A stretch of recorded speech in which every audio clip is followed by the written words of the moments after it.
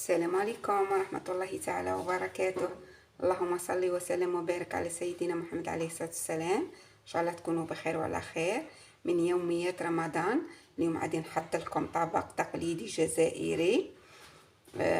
كل منطقة كيفاش يسموه، كيما حنا في الغرب نقولوا له كاين اللي يقول له متوم، وحنا نقولوا له طاجين بالكفتة. وان شاء الله هذا الطبق غادي نديره لكم بطريقه سهله ويجي بنين بنين بنين بزاف. نبدا على بركه الله في المكونات. هنا عندي 2 طراف تاع اللحم، كل واحد يدير على حسب افراد العائله. هنا غادي نديره كي المحمر وندير عليه الكويره تاع الكفته. هنا عندي 250 حوالي تاع كفته، وانا دائما من نشري الكفته على البوشي الجزار نقول لها طحنها لي 2 خطرات ولا 3 باش تجيني رطبه. هنا عندي الحميصه، هنا راني ناقعتها في المليله من قبل وغسلتها مليح. هنا عندي القزبر والمعدنوس، عندي سنينه تاع توم مرابيه، عندي 2 مغارف مشي معمرين تاع لا شابلور. هنا عندي التوابل تاع الكفته، عندي الكمون، الكفته تبغي الكمون، وعندي قرفه وفلفل اسود وسكينجبير والملح، وعندي البصله باش المحمر يجي خاتر ويجي بنين. هنا البصله دائما نطحنها وحوالي واحد مغرف تاع اكله كبيره بها بالماء تاع اللي تطلقه تاع البصله نضيفه للكفته باش فاني تجي بنينه. وعندي للمرق عندي سكينجبير الكركب والفلفل الاسود. هنا غادي نحضر الكفته باش تشرب دوك التوابل. هنا عندي قلت لكم الفلفل الاسود، قرفه، كمون، سكينجبير. انا هنا ما نديرش البيض. هنا ندير قليل من الملح، الملح يبقى على حسب الذوق. هنا عندي القزبر والمعدنوس وسنينه تاع الثوم. القزبر يعطيها بنه اكثر من روعه.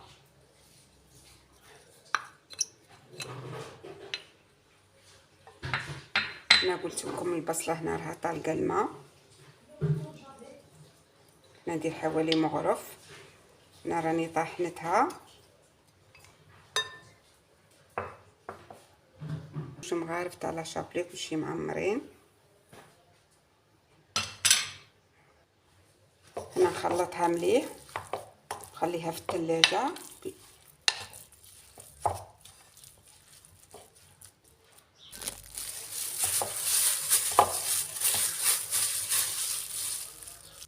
هنا خلطتها مليح. هنا نغطيها بالبلاستيك الغذائي ونخليها في الثلاجه ونحضر المرق. هنا درت المرميطه تسخن. هنا غادي ندير حوالي 3 مغارف زيت خاطش اللحم ميدم تاع الخروف. هنا ندير اللحم يتقلى. بسم الله.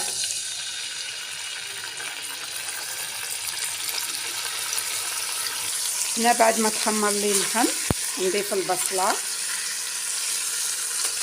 قلت لكم البصله تطحنوها. هنا حبه بصله كبيره بديت منها مغرف تاع اكل درته في اللحم المارحي في الكفته.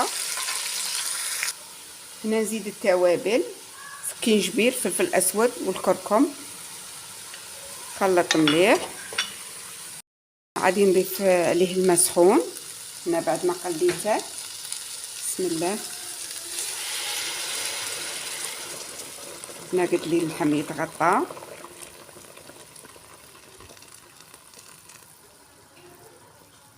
هنا نخليه يطيب على خاطر على نار متوسطه. هنا نضيف الحميصه، قاعده نضيف الملح. هنا غادي نشكلها كويرات.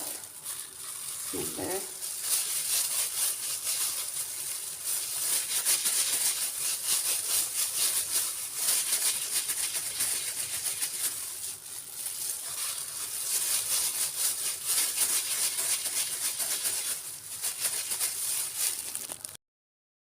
هنا بعد اللحم ما دخله طياب غادي نرمي الكويره تاع الكفته. هنا من حسب الكفته طابت نطفي عليها النار. وهنا في التوابل في الكفته ما تكتروش توابل، ديروا نص مغرف تاع قهوه الفلفل كما قلت لكم الفلفل الاسود وسكينجبير والقرفه والكمون. هنا بعد اللحم ما طاب لي قلحته درته في بلا ودرت عليه شويه صوص، خليته حتى نشف تقريبا، خلو فيه شويه تاع لاصوص. على قلت لكم البصله تطحنوها باش يجي الرواد المرق يجي خاتر. هنا عندي قالي من الزبده ولا لاموطارد غادي ندربهم مليح باش. هنا بعد ما دربت لاموطارد والزبده غادي ندهن اللحم. هنا اللحم راه عندي طايبين داخله باش يحمر باش يعطيني داك اللون الذهبي. هذه على طريقتي، كل واحد وطريقتها في الطبخ. كاين اللي ما يديرهاش في الفرن. انا باش يجيني اللحم محمر ويجيني بنين. بعد ما خليته دقائق في الفرن يتحمر اللون تاعه كيفاش يجي، وان شاء الله نشوفه في الطبق التقديم. متوم او طاجين بالكفته يجي روعه، يجي بنين بزاف. ما تنسوا له بنه، طريقه بسيطه على طريقتي، انا درتها على طريقتي، كل وحده وكيفاش طريقتها قلت لكم في الطبخ. ان شاء الله يكون عجبكم طبق اليوم.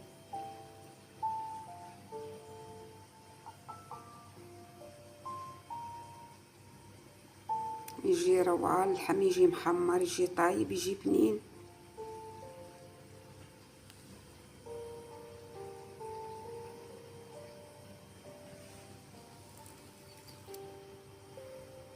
ان شاء الله بالصحه والراحه.